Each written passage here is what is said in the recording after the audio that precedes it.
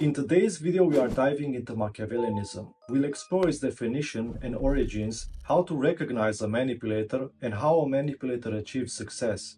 And I'll provide you 7 signs of a manipulator to watch for, along with 7 practical strategies for dealing with manipulative behavior. Feeling used isn't pleasant, is it? Especially when you don't realize it right away, and you act sincerely and seemingly by your own will. Why did you work so hard only for someone else to reap the benefits? Why did you love your wife genuinely, only for her to take everything from you? How did your business partner end up with all the profit, leaving you in dust? Truth be told, we don't know, but we can assume it's simply because some people are just like that, Machiavellians. Not necessarily followers of Niccolò Machiavelli, the Italian Renaissance thinker and diplomat, but individuals with certain personality traits. Machiavellianism is not only a term in political science, but also a specific personality trait that is part of what is known in psychology as the dark triad: psychopaths, narcissists, and Machiavellians. This dark triad consists of people capable of ruining a decent person's life just as effectively as alcohol and drugs. There's even a maybe not that funny joke about them. So a narcissist, a psychopath, and a Machiavellian walk into a bar. The bartender asks, "Who among you has the darkest personality?" The narcissist replies, "Me." The psychopath says, "I don't care." And the Machiavellian declares, "It's up to me." So the conclusion to be drawn here is that the Machiavellian is a natural-born manipulator who is convinced that any means necessary can and should be used to achieve their goals. Lying, betrayal, flattery, and telling people what they want to hear are all part of their repertoire. How does this work? By their own will. As you might have guessed, the term originates from Niccolò Machiavelli, who wrote many works of history, philosophy, and drama. However, his lasting notoriety comes from a brief political essay known as The Prince, framed as advice to current and future monarchs. This essay became a handbook for many rulers, often considered tyrants. Interestingly, it was a favorite work of Joseph Stalin, who kept it on his night table. As a cunning diplomat and a cynical politician, he didn't describe an ideal government or urge rulers to be just and virtuous. Instead, he focused on the question of power, how to acquire and keep it. And here's where it gets interesting.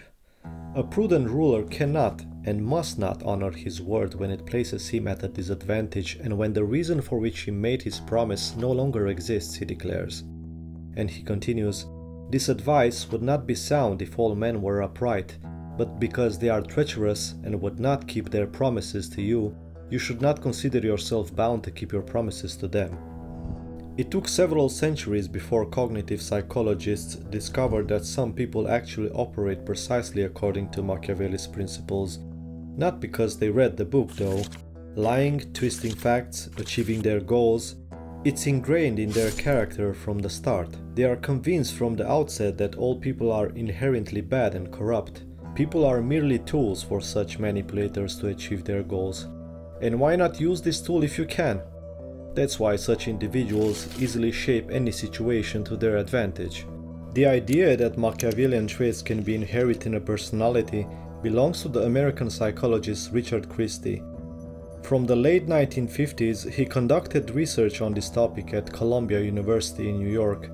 In 1970, together with social psychologist Florence Gies, he proposed a scale for measuring Machiavellian traits which, in their opinion, may be inherent in every person.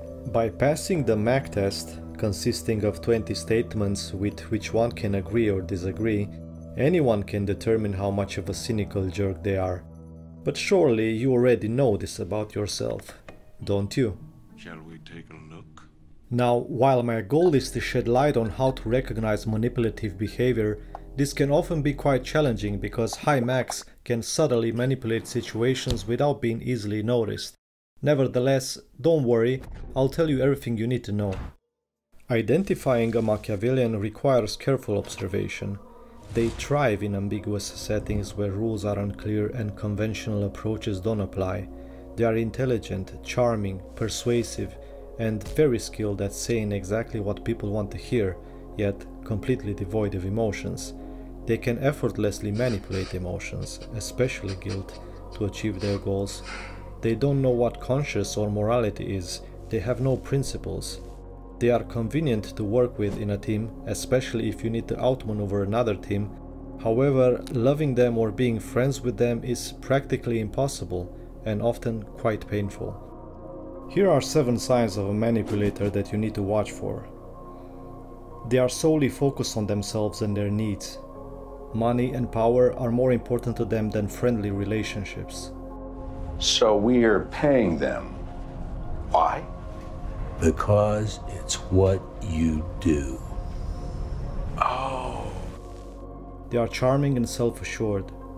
They lie and they don't keep promises if it benefits them. They often use flattery as an argument. Yeah. You're dressed okay? They never reveal their true intentions. They are adept at reading people and assessing situations. So it's clear that high mechs are unprincipled jerks, but how do they navigate situations so well? How a manipulator achieves success? The answer to this question came from a 2012 study conducted by Hungarian researchers Andrea Cibor and Tomasz Berecki. The results of the study were published in the academic journal Personality and Individual Differences.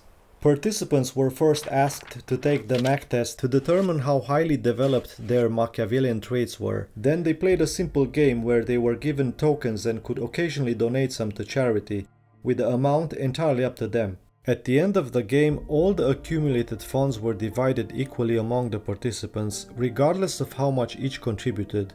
By observing the players' behavior, psychologists discovered an interesting feature. The high mechs closely monitored the behavior of the other players and adjusted their tactics accordingly. Meanwhile, the low mechs were solely focused on themselves, determining their donation amount based on their own capabilities, ignoring others and ultimately losing.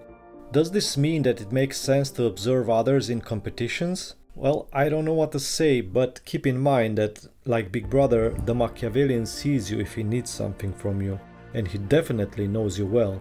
So perhaps the new friend who seems to understand the hidden corners of your soul, or the understanding boss for whom you're willing to go above and beyond, is the most natural Machiavellian.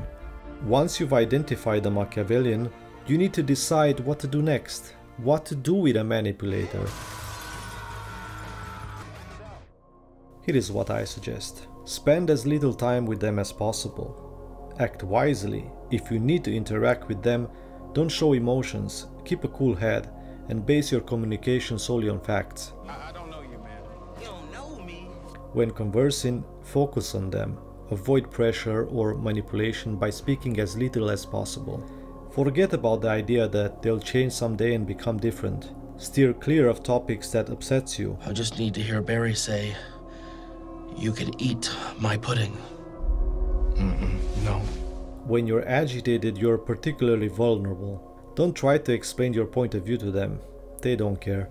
Try to distract yourself during the conversation, whether it's playing with a stress ball, doodling on some paper, or even watering your plants. Find ways to stay grounded. And while you're learning all these strategies, consider supporting my channel. Subscribing, liking this video, and sharing with someone goes a long way in helping me create more content of this kind. Thanks for watching.